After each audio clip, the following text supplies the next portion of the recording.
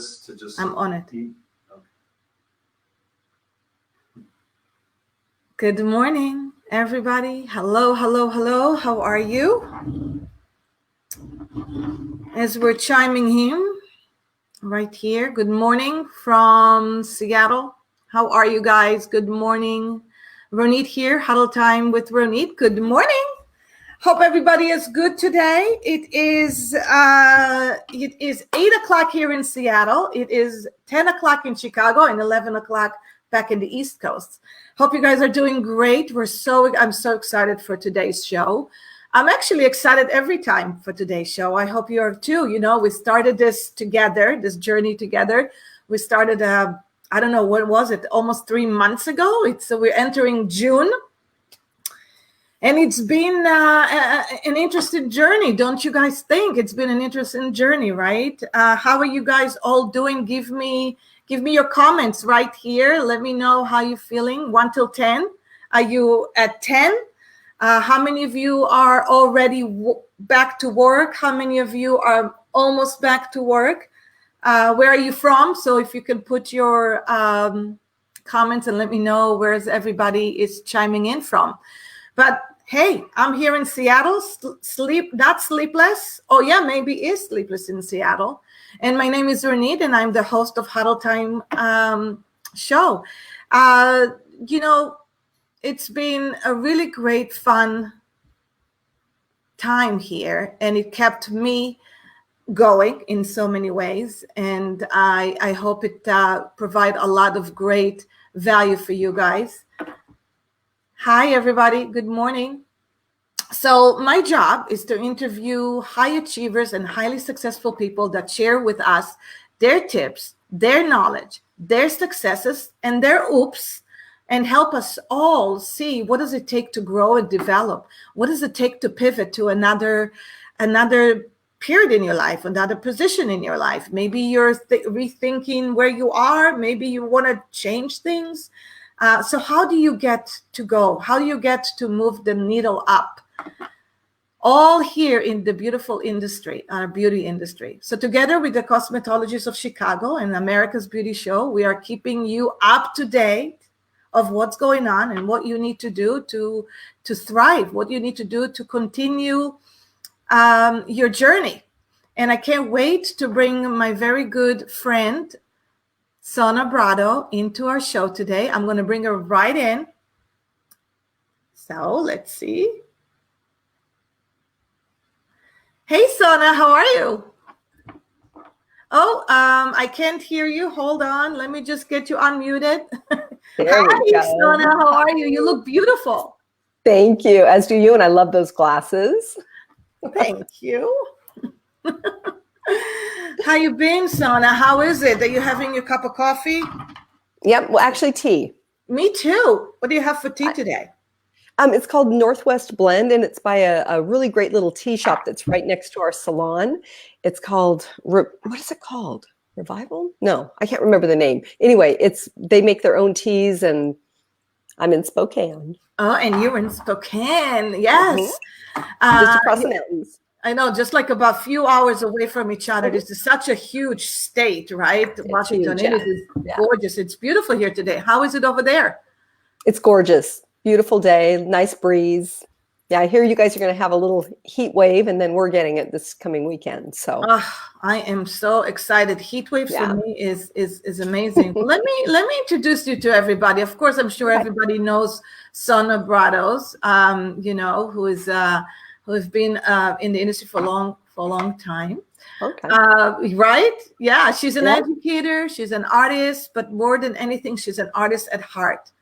The passion and the knowledge and the precision she brings to her classes as an educator and earned her major reputation for offering some of the best training available anywhere. As a 2006 NAHA finalist. 2014. And, Did you? Yes, I was a finalist then. Yes. In 2014, as a NAHA winner, there we go. Award-winning salon owner, right? So it's like not only that you're a NAHA winner, you're an award-winning salon, and you enjoy working behind the chair as much all the time, but you also on the road a lot. You're you're an educator for KMS, and you're an artistic director for Jazz Salon. Yep. Yeah. So lot of different things. It's a lot. It's a big journey. It's a lot of journey. Yeah. This career has been evolving for quite some time. So I can't tell you how excited I am to have you here. Sonna has traveled also to our salon years ago and educated my staff for 2 whole days, which was unbelievable experience with Sonna. So ever since then, I can't thank you enough for traveling to our clients now as we are teaching and coaching company. You're also exposed to our clients, and you do a lot of education for them. So welcome to my show. Thank you so much. It's so nice to be here and just be able to share my story, because so many people reach out to me on Instagram, and they're kind of, they're always curious what I do and how I created the brand that I've created. And so I'm here to share with you guys. Excited. That's great. How's everything in Washington? I mean, back in Spokane, are you guys back to work? We opened our salon yesterday. And I'm actually taking one client today, a little bit later on. It's a huge color correction because her bleach has grown out just past that point where you could actually apply it to the scalp and have it be fine. So I'm going to have to compact foil that whole thing, and that's going to be a lot of fun. So just one client today, one client tomorrow, but then I'm fully behind the chair again starting on Tuesday. And I had some stylists start yesterday, and they made it through the day just fine. But here in Washington, we have to wear the mask and then some sort of eye covering. So you can either use glasses or a shield or another mask. It'd be hard to do hair, but yeah. So I mean, we have a lot of restrictions here in Washington State, and we're just going to work through them. So yeah. What do you do? It's just what we do as an industry. We are very, very resilient, right? We are so resilient. But it's been kind of crazy because I hear, I will listen to many salon owners and stylists on the other side, and I'm sure you do too. Hi, Heather. Hi, Bill. Thank you for coming in. So good to see you. How you guys doing? Good morning, Heather. Good morning, Bill. How do you co-op with the fear? Because what I've heard across that there's a lot of almost like, we've been given pause, and we've been 3 months with not really working, and there's a lot of back and forth. So for what I'm listening a lot is that there's a lot of fear about going back. A lot of stylists not considering going back. Some of them are thinking maybe doing some changes. And as a salon owner, I'm thinking to myself, I probably wouldn't want to come back. Sometimes I'm thinking, it's been so nice to be still. Yeah. Right. Although there's times I want to shoot myself and I just want to go for a run. But Sonna, how do you deal with that? How do you deal with the fact that you're going back mentally? Well, I'm very busy behind the chair, so I book on the half hour, which I can't do anymore with all the regulations. But I've really enjoyed the pause. I mean, it's been wonderful being home, being in the neighborhood, just enjoying my husband, enjoying my home. And going back, I actually am changing my schedule. So I used to work just Wednesday and Thursday behind the chair, and I would pack everybody into those 2 days because I traveled on the weekends and, travel and teaching. And right now I'm not doing any traveling at all. And so I've spread my schedule out, and I'm working Tuesday through Friday from 10 until 4. And that is, I just sat down and I thought, what do I really enjoy about this time? What am I liking about not going to work? And what I really enjoyed was my mornings. We have a nice little backyard area. We go out and we have our coffee in the morning, and I enjoyed that. And so I'm like, I don't want to miss that. And then I've enjoyed having dinner and, actually being home at night. And so I just decided I can set my hours however I want them. And so I'm going to work from 10 until 4. Oh, And I love that. Yeah. I love that. And I want to speak to that. I had a conversation this morning with a friend of mine, and she said, I'm frustrated. I'm really frustrated. I have a team of 30 people, and there's about, at least 5 that are not excited to come back. They're thinking about, I'm going to stay at home because you know what, I'm getting paid to stay at home, and since we're going back in a soft way and not full time, I'm worried that I'm not going to have the right compensation, and I just don't feel it. And so I thought about it, and I'm thinking to myself, I bet it's not about money.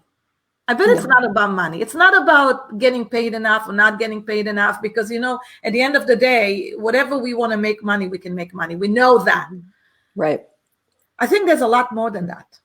As long as we can work, we can make money. And that's one thing that stopped me dead in my tracks, is that I've always been able to make money. I mean, they always call hairdressing, that career you can always fall back on. And it's completely true, except for in this time, we were not allowed to touch people. And that really made me stop and think, okay, what else do I need to do? What else can I do? Because this is not a sure thing right now. It just isn't. And so, I mean, I've been, thinking, what else can I had a friend, Corinne, who started doing macrame, and I kid you not, she made thousands of dollars during this quarantine time, creating this beautiful macrame pieces for people. Yeah. And so I think it's a conversation. And I agree with you. I don't think it's about the compensation. I think it's about the reality of somebody took it away from us. Yeah. And so, yeah, I mean, you're ready to go back. I'm ready to go back. Yeah. Yeah. Well, hello, Brenda. We have Brenda from Ontario, Canada. How are you? It's funny because you start thinking, when you actually were at Steel, when we had a little pause, we start enjoying the time that we actually have. And, and so I want to think about it. It's like, well, can we go back? And I've been listening to a lot of salon owners and stylists and beauty professional. Can we go back doing what we love doing? And we should. We all need to do that. Doing what we love doing, but maybe adjust it a little bit. Maybe do a little reset. Maybe not work as hard. Maybe not work as we used to before. The problem is that I find is that it's can we afford that? And what can we do in order to make sure that we can afford the life that we want? Because we all need to do that. Yeah. Yeah.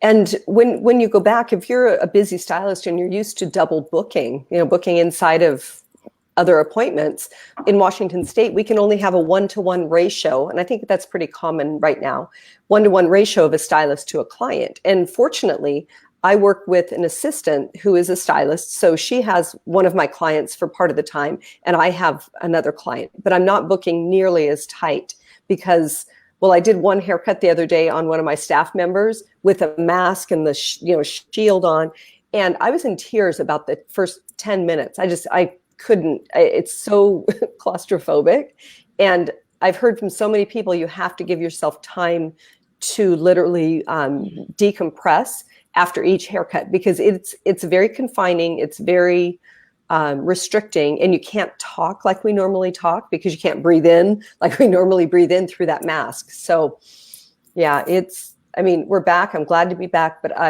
as far as adjusting to make the kind of money that I used to make, I'm working 4 days instead of 2 in order to do the same amount of people. And I'm sure it's just for a short amount of time that you can do that. I hope so. Well, I certainly hope so.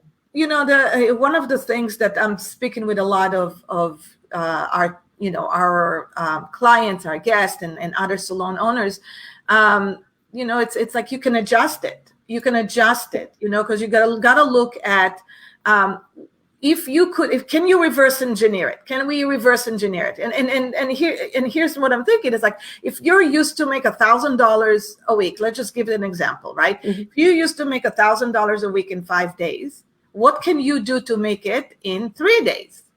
Mm-hmm. And think about it. Maybe it's time for all of us to start thinking, if we want to work 4 days a week, what do we need to do in order to work 4 days a week? So how can we make that 1,000 fits 4 days a week? Right. Not by adding extra hours, because what's the point?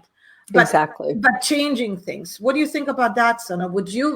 Did you have to do a reset on your prices, a reset on your time standard, a cost per hour versus income per hour? What I did was I took the amount of money that I need to bring in a week, and I looked at, okay, I'm going to have to increase my days. So I had to go the opposite direction, because I don't want to work as fast and as hard. I would rather spread it out, have a little bit of extra time. And then, things like if I added a, $15 treatment, a $10 treatment onto 4 or 5 clients a day, that makes up a lot of that money. So I'm looking at, how do I add on services that don't take a lot of time, and how do I service the guest best right now? Yeah. And so keeping your stylist safe, I am sure that's the main goal. Now, Sonna has a beautiful, gorgeous salon in Spokane, and she and her husband Mark are good friends of my husband and I. We've been friends for many years. And you guys been together for as long as Bill and I have been together. We're going to celebrate together, 32. right? Yeah, 32 years this year. We've been married. And same with us. And so, and we spent a lot of time together. Now, what I've learned from Sonna is how you pivot, how you pivot in order to grow your career. So my question for you is, when you started as an educator, or you started as a salon owner, as a stylist, were you thinking that's what you wanted to do? Did you know you wanted to be a platform artist? Did you know you wanted to be an educator or a salon owners? I didn't know I wanted to be a salon owner. I was very young. I was 21 years old when I bought the salon, and it was just a small salon in a little town called Cheney outside of Spokane. And I didn't really realize that I wanted to be a salon owner. I was just working, and the guy who owned it wanted to sell it. And I'm like, why not? Let's do this. And then my husband Mark always jokes that we got married in '88, and he goes, I found $10,000 I don't know if you know this story, Ronit, but I found $10,000 in the closet. And I thought, well, this could be a business. And he's like, why is all this money in here? And it was in a little area. And I'm like, well, when I need money, I just go in there and I get it. I literally didn't put the money in the bank. So he goes, okay, this can be a business. And he joined me at that point in time. And I wasn't working for a company or anything.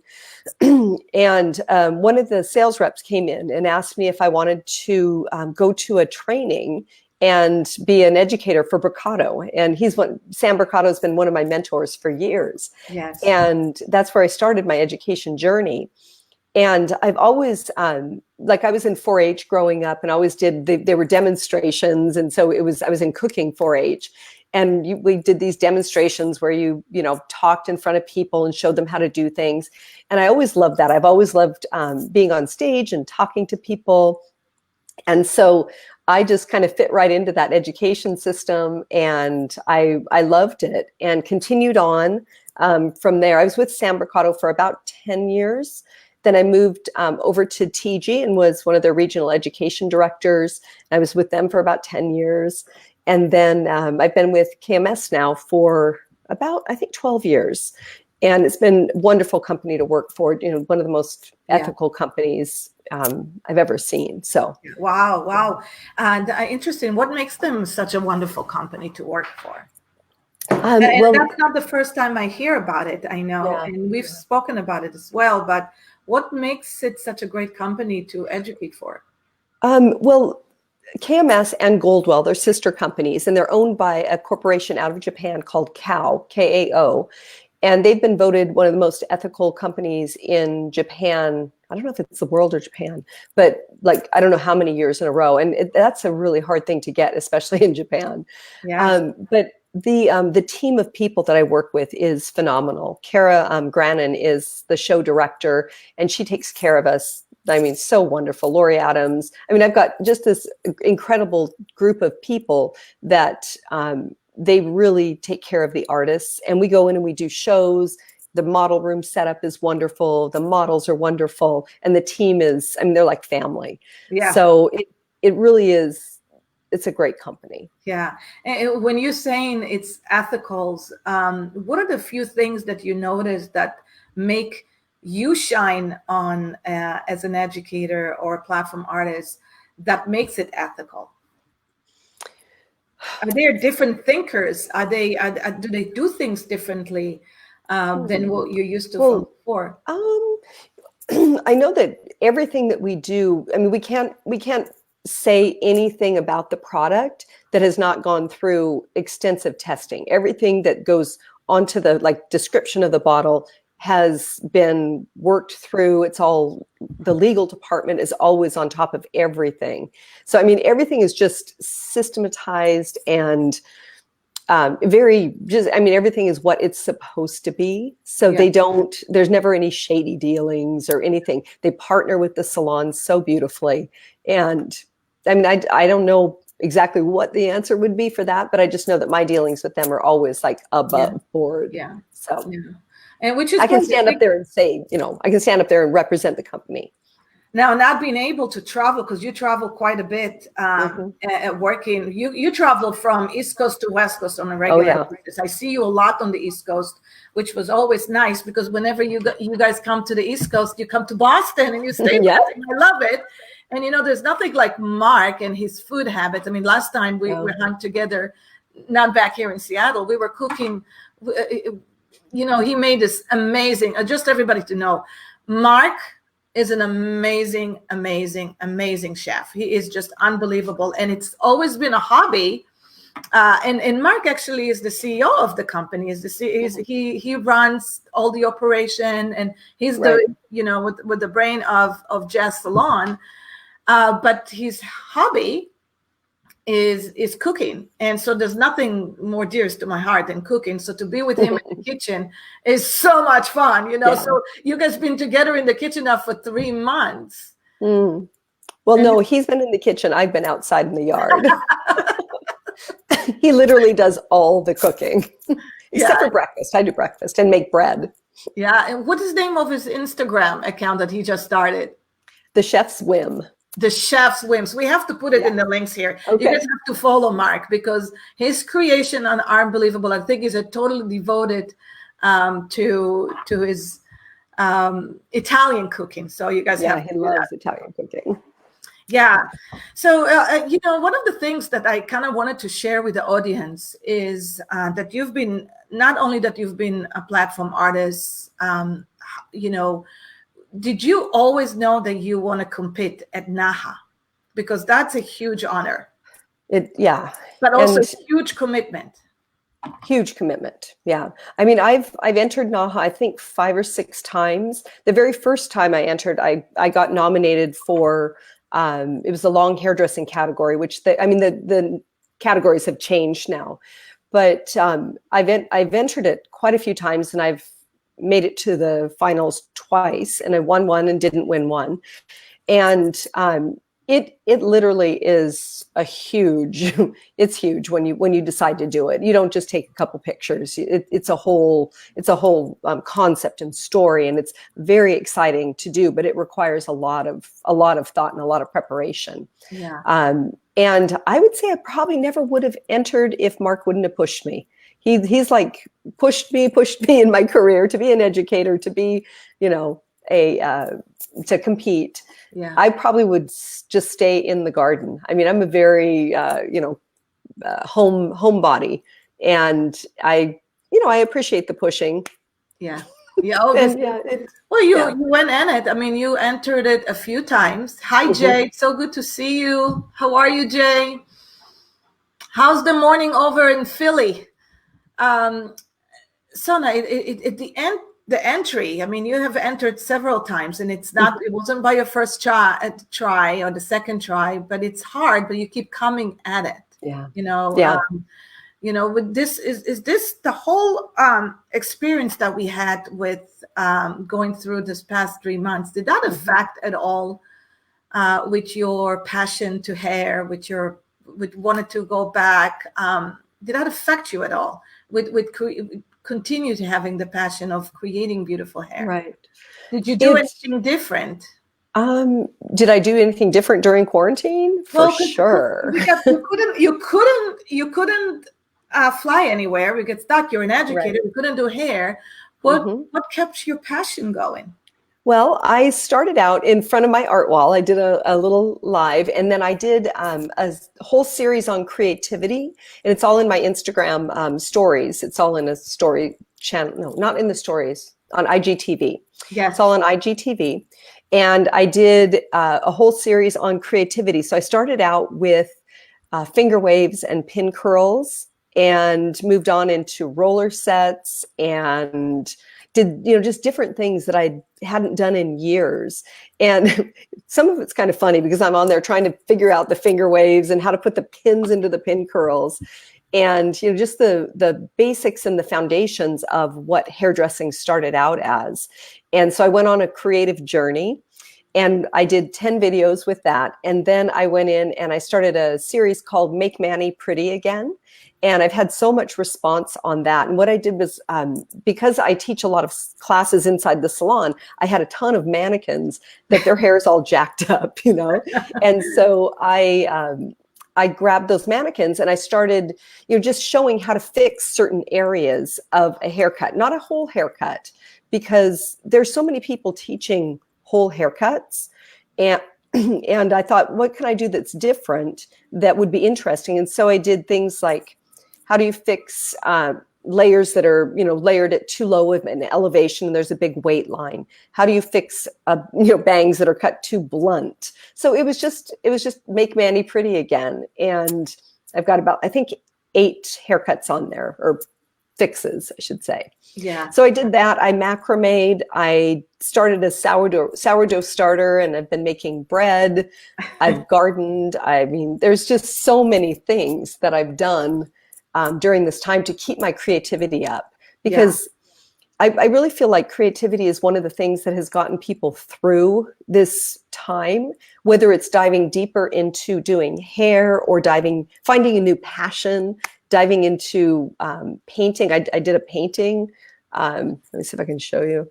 Oh yeah, all the one up there on the top corner. Oh, I did that little it. painting. So I was noticing it. It wasn't there the other day when I looked at your wall. It's beautiful. Thank you. Yeah. Thank you. So, I mean, I think that creativity is one of the things that gets people through difficult times, and I really dove deep into a lot of creativity. Yeah, when your job is to be a hairdresser, is to go and make beautiful creations for your clients. The part is like, it doesn't have to become a grind. It doesn't have to become, we have to go back and we have to do all these clients and we have to do all this, that. And, it's something to look into. We have hobbies. We have other things that we love doing. We love gardening. We love painting. We love hiking. We love to go outdoors. Yeah. And I think you become a better artist and a better creator when you don't look at your job as a grind, that you have to fit everybody. And that's the perception that I want everybody to understand, is that you don't have to do this again, right? You don't have to go back the same way. No, and we're not going back to the same way. No, exactly. Not at all. So, so I know this is a relevant question for everybody here, is how do you create and how do you make it so enjoyable and beautiful in a less amount of time? Because that's what we need to do right now. So how can you create those cuts? How do you can create those styles? We're not going to do blow dries for a little while. Okay. Or maybe we can. But yeah, we can. Okay. So everybody is choosing to do what's right for them with their time. But how Right. do we can create something that doesn't have to limit us with time to feel like, oh my God, we have to move to the next one. Well, With by regards. giving yourself enough time, number one. Yeah. Maybe when you go back, definitely give yourself, like, I added 15 minutes onto every service for creativity, just to have time to be able to breathe and sanitize and all the things we have to do. But I think maybe booking a few less clients in the day. And if you have to raise your prices $5 to $10, I mean, that's what we have to do, because we literally can't go back the same way. Right. For me, you mentioned blow drying, and in our state, it's legal to blow dry. Yeah. So I can't, but I had a client who won't come back because I'm blow drying. She's like, I'm going to wait a few months. I'm like, Yeah. that's fine. That's fine. But for me, the dry cutting is the detailing, is the personalizing. If I wasn't able to dry cut, it would change the way that my work looks. Yeah. And so I'm happy we can. If I couldn't, I wouldn't. But yeah. But it's a personal choice that you can absolutely. do that. Now, you did say, one of your quotes that I love so much is, you said, your ultimate goal is to help stylists define and further develop their unique expression as an artist. Yeah. Now, I've watched you over the years, and I have noticed a change in your persona, a change in your messaging over your social posting. And I love to speak to that. Do you find that it's almost like expressing your voice? Is it that art with you? What do you mean by that? Expressing your voice in your art? Or your words, it's like you're helping people define their artistry, right? Is that their expression? Right. What does that mean? Well, to me, it means that each one of us is our own artist, and we all put our own stamp on our work. And anyone can do like a haircut. And we've seen that kind of I keep touching my face, my hair. When I go back, I'm wearing ponytails. I'm slicking my hair back. I'm not going to have hair touching me. It's driving me nuts. I just tie it all the way back. It won't tie. But I believe that everyone puts their own stamp on their work. And part of what I do is help artists to actually find what that stamp is. Do they like soft hair? Do they like aggressive hair?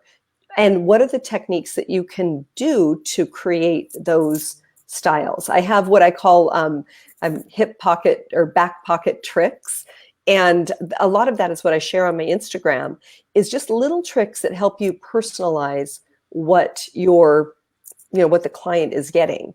But everyone personalizes in a different way. And that's kind of what I help people to find, is how do I create the style that, only I can do. Yeah. Would you think that could help stylists realize right now how they can get engaged more with their customer right now?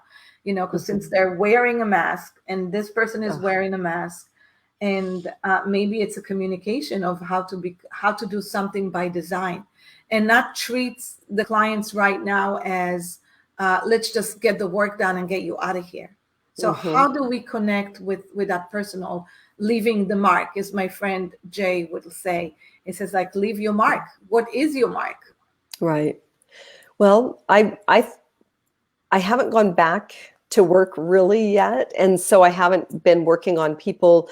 I'm concerned about seeing facial structure, because we can't, the mask is on. So that, I think there's going to be some adjustments, but I'm going to focus a lot in through the front area.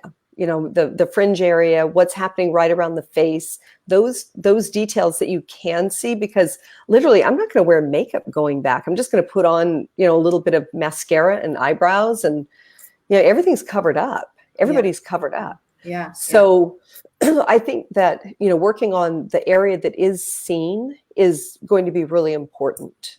So I would say personalizing in the fringe areas, is going to be probably the most important. Yeah. And building foundation. Now, for the people who cannot blow dry right now, what do you think that they need to do in order to give a great service. Because Mhm. a lot of them are feeling like, I can't blow dry right now because I'm choosing not to, because for whatever reason that they're choosing. Some of the reasons that they're choosing not to blow dry is to make sure that it really handle the most important thing right now and be able to fit some more people. Right. So it's not a germ issue, it's not a virus issue, it's more of a time issue. Yeah. So, but feeling more comfortable about creating the style, bringing that beauty to the clients, and saying, "I'm going to make you look so beautiful right now, even though we're not going to blow dry." So, what will be a great techniques to do in order to create something? Yeah. If I couldn't blow dry, this is what I would go one of two directions. I would either ask the client to come in with their hair styled the way they normally do. Yes. And then, because that might be a really interesting way to approach your work, because then you would see how they're actually working with their hair, and I would cut it dry. I would say shampoo and blow dry your hair. The other thing I would do, if I went the other direction and they came in with their hair previously shampooed and you're just wetting it down with a water bottle, is I would use in KMS, they have a quick blow dry. It's called ThermoShape Quick Blow Dry, and it literally dries the hair in about half the time. And so I would spray that in to begin with. And then I would cut wet to dry. I would be shaking the hair a lot, moving it around. And one thing that I always do when I'm cutting the hair is after I've cut a section, I'm always placing it so that it actually is drying inside of the shape. So I would work wet to dry. And especially in the front area, you can really shake that area out, have them tip their head forward and shake the hair. And you can get it, kind of moving. You can even use a brush a little bit on hair that's starting to dry to give it movement or direction. You could pop in maybe a Velcro roller, like cut the front area, shake it around, pop in a roller, and let it dry while you're cutting the rest of the hair, so you can give a little bit of a style. That's a great idea. That's a great idea. So like set up the roll, a couple of rolls as you're cutting on the other side while it's drying. Oh wow, that's a great idea. I wasn't even thinking about that. So that's good. Now, when it comes to if you tell yourself that because you said like about drying or not drying, having them come back with a dried hair or with a wet hair already, would you think that it will be a good idea to maybe almost have like a mini consultation virtually or send them a message specifically if you know your clients and asking them to come with a dry hair or something like that? Are you guys going to do any of those virtual consultation or? Yeah, I've done some virtual consultations. And one thing I've noticed with my clientele, because I've been doing hair for a long time and I'm, in my 50s, and that the women are right now looking at, okay, do I want to keep coloring my hair in the same way? And I think there's going to be a naturalization of hair. And I've actually done some consultations virtually where I'm looking at the grow out, and they've been talking about it for years, and it's time, it's time to do some foils and start blending that line out. And they're wanting to come back in a different way. So the virtual consultation, I think, is really important, especially for people that haven't gone back yet. I know that Seattle hasn't gone back yet to work. Just keeping that connection with the clients is important. Yeah, I still have like 50 people to call. I'm like, and that's part of what everybody has to realize. And I had that conversation with my friend today, who was really frustrated. And I asked her, how have you did any price increase, or have you done? And there was I'm surprised. I'm shocked that people don't raise their prices. I mean, to me, it's like, okay, let's think about it. September 11th, right? Everything that we had to do after September 11th. Security took a lot longer. Travel is a lot longer. So the tickets prices went much higher because airline had to cover their costs. They had to. Right. So, and they didn't put down something that says, oh, September 11 charge, right? They said, Right. Just raise it. just raise it, right? And so if you're going to invest in the cost of supplying safety, if the new luxury is extra time to keep everybody sanitized and cleaned, and you still want to give a quality of work, and you're going to have virtual, you guys are going to be spending a lot more time.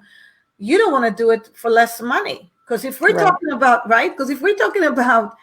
I want to work only 4 days because I like it now, because I like to do other things, then you need to start thinking, well, what will be the cost of working 4 days? Right. Yeah. And I mean, I had a little bit of a price increase almost right before this happened, but I'm still raising my prices, $5 here, $5 there. And a lot of the stylists at the salon are doing the same thing, because you literally can't work on as many people because we have to keep them safe. Absolutely. So, absolutely. And I don't think we'll ever go back to booking the way we did. I think those days are not gone, but less. Yeah. And I think that it's a matter of how to bring all of that into the picture, set your time right, and then now it's about how can we have fun with what we're doing. How can we have fun? Talking about fun, what's a good foundation of hairdresser? So if you can speak to your old or young Sonna years ago, in order to become an extraordinary hairdresser, and we're talking to the high achiever audience, right? We're speaking to high achievers. What do you think you would tell Sonna to do to have not a shortcut, but to have, what would you do differently in order to become a great hairdresser? So if we're talking to all the young ones out there. Sam Bricado told me something many, many years ago, and he said, you have to create time for creativity. You have to make time for creativity, because the time to practice something new and different is not on your client. And you need to actually, practice that creativity. And then also don't get so caught up in doing so many people. That's kind of one thing that I would do. I've worked myself into this booking on the half hour and just working so hard that it's physically hard on your body. I would also say, and this is something I did, but I wore Doc Martens all throughout the 80s, and I'm sure it saved my feet, because there were other people that were working in heels. Believe it or not, people worked in heels. Oh, wow. I come from that generation. Yes. Yeah. And just never stop taking classes. Education is so different these days. It used to be we had to go to a hair show or go, travel to go to a class. And there is so much free education right now. But watching education is not the same as doing and practicing. So, I mean, I've always been into education, but if I were talking to myself back then, I would say, make sure you take quality education. I mean, if thinking about it today and what's out there, make sure you're taking quality education. I love that. What's quality education? I think I had a conversation with Vivian, who I know she's another mentor of yours, the other day. And we were talking about quality of education, how there's just so much out there. It's kind of like how everybody has got their voice now and everybody is saying something. And there's not a problem over there. But how, from somebody who's coming from a new perspective, what identifying a quality of education? How do you know not to get stuck on something that has no value? And we were talking about this, how you can just, somebody can show you how to do French, right? How to cut the right French. And before you know it, you're looking at it on YouTube, you're doing it, and you're like, okay, I'm going to go try it. And before you know it, it's just a big mess. You don't want to do it. How do you know what's a quality education? I would say quality education is something you can actually take and use, something that is effective. So you would know on, let's say on YouTube, if you watched it and you aren't able to do it, then it is not quality education. And there's so much that goes into educating. It's not just watching somebody cut something. It's a matter of the breakdown of it and how it's explained and how you can implement that information. So there's, as you said, there's so much education and there's so much watching of education that I think it gets diluted. And anytime you can find someone that you can literally watch what they're doing and then replicate it because it's explained properly, that's quality. But you have to do it. That's part of the quality. I mean, I can give you all the information in the world, but unless you take that information and utilize it, it's not quality. So I think there's a meeting of the educator and the stylist that have to meet at the point where the education makes sense and you're able to move forward with it. Right. And like you said before, and that's something that I'm thinking about, there's nothing replace hands-on education. Hands down, nothing. You need to touch, you need to see, you need to move it around. But I think the digital teaching right now is a supplement. It's a great supplement, right? And you need to find out the quality of education. And I think you gave a great, amazing tip right now. Like, this is brilliant, Sonna. The quality of the education is important. But what you said was, if it makes sense to you and you understand it and you can replicate it and do this, then it's a quality of education. And it doesn't have to be one brand or a different brand if it speaks to you. The one thing that I see with all of us right now, just because there's so much, we try to pick many different things, right? And I would say, I spent 2 years with Vidal Sassoon. Then I spent 2 years with Tony and Guy. Then I picked up the next one. So it's almost like you kind of want to focus. Focus. Thank you. Focus. Yeah, focus. Now you educate many salons, and you go and you spend a lot of times with the staff right there, and you build an education system. In your opinion, what is the best education system to start from somebody who is a new talent to somebody who can feel so confident in their salon? Because one of your expertise that we use, your expertise at Salon Cadence members, is what does it take to build a good, engaging education system? Now, you've done it at Jazz Salon, and for years, your salon, but you also help other salon owners build one. Right. To answer the first question, like what education system do I think is really great out there? I mean, the KMS has a education haircutting program called the IQ cutting method. And it takes 3 days, and you don't actually ever do a full haircut until the last day. You do cause and effect. What happens when I switch my partings, when I switch my elevation? So like it takes all the right brain creativity and the left brain analytical thinking, and it puts those two together and gives you techniques to create any hairstyle you want. And I teach that program in New York at the Academy. I'm teaching one in September, hopefully. Yeah. We'll see. Yeah, we will. My one in May got canceled. So, but inside of the salon, as far as putting together a program, you have to know your passion. For me, my passion is hair cutting. I have somebody else teach color. And so my passion is hair cutting. I use a lot of the IQ cutting method. I use a lot of the Tony and Guy or TG. I've never taken Vidal Sassoon education, but I've done like the master stylist program for Goldwell, which is the Jay Mahmood came up with that, and he's just a fabulous, he's from Sassoon, and so there was a lot of influence there. But I think that whatever program you do in your salon, you have to keep it simple. You have to keep it to the basics. There are only 3 ways to cut hair. There's one length, graduation, and layering, and then all of the variables that come from that.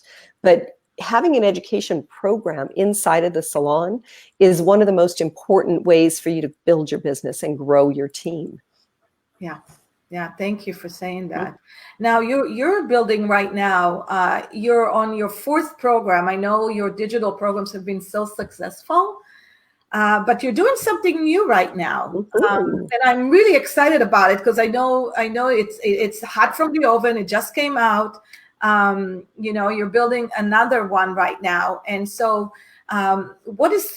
tell us about it. Tell us a little bit more about it. Well, it came about because of what you were just talking about, in that online education is it is what's happening right now, and how do we make it effective? How do you not just watch it and, move on?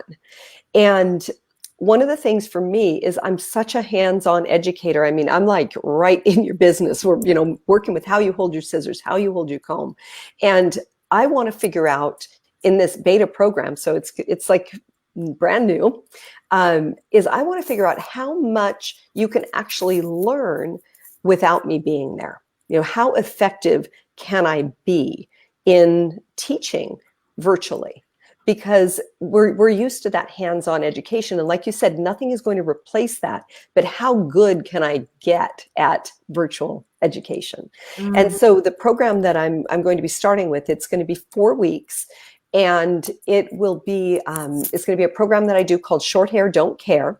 Oh. And inside of that, I know it's fun. Inside of that program, you learn 2 different haircutting patterns that you can then adjust to create almost any short hairstyle. Then I go through 3 different texturizing techniques on short hair that make a huge difference in personalizing and making the short haircut work. It includes my channel cutting, which is not mine. It was something I learned in the 80s, but goodness sakes, they keep getting shared everywhere. I know, but they're amazing. You have to know it. You have to. Yeah. So that program is going to be a 4-week program, and we'll be linking my email in the bottom, and you'll email me. I need 20 people to join. And so only 20. There's limited. Well, yeah.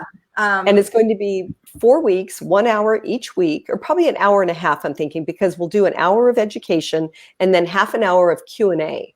So it's going to be a fun project. Yeah, that sounds amazing. So in that, is this your beta program? Is this like before you're launching it? I get it. Right. Yeah. Now, so in that program, you said you're going to do your channel cutting, but you're actually going to focus on short cutting. I think that's really important right now for anybody who wants to develop their confidence in the time that they have and do something. I found like the channel cutting can really help in that. And so how is the program going to be? Is it going to be a once a week?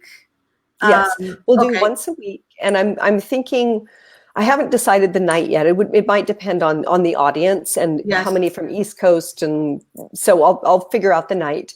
But it will be the first hour will be me educating. It won't be a back and forth, because I want to see how that virtual education is, how you actually work, how much you can pick up from what I'm demonstrating. And then we'll go into a half an hour of Q&A. So I'll take a look at what you've done.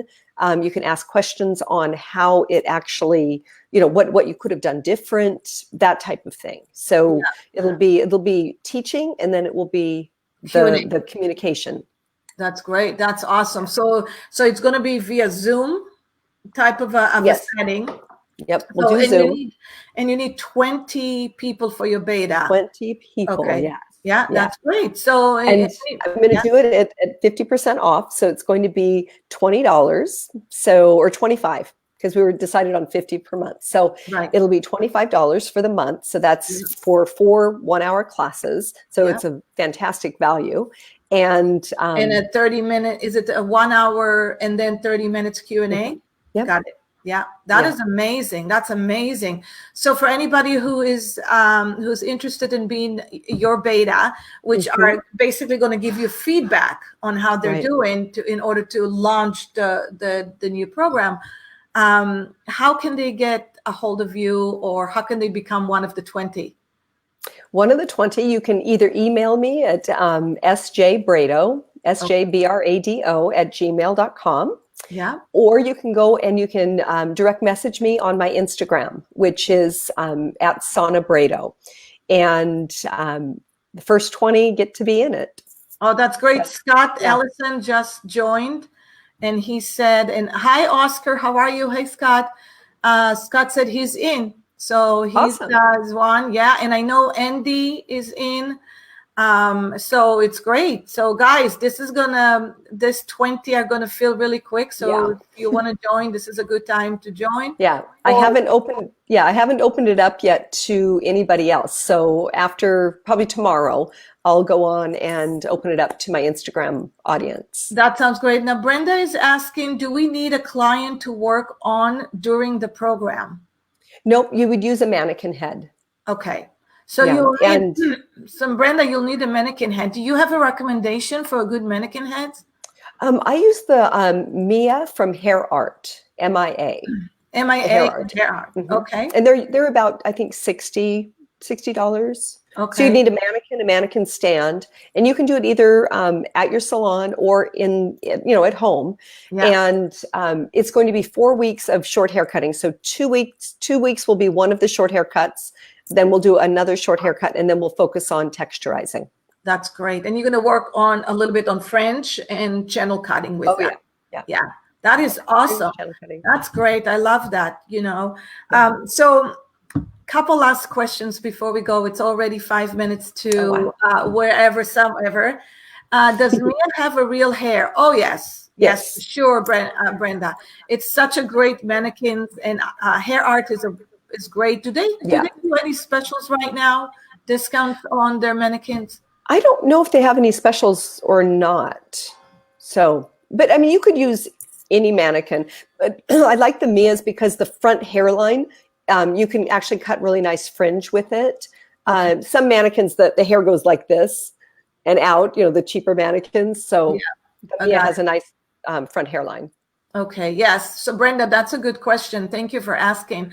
Last question is, if you could gift anybody one of your favorite books, what would it be?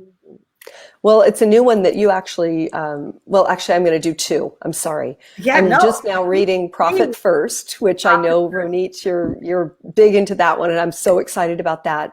But there is a book called Essentialism that is one of the most fabulous books I've ever read. And that is literally what made me want to change my schedule and, kind of start eliminating some things out of my life, because we have so many good things. It's like all that education out there. There's so much good education, but which one is best for you?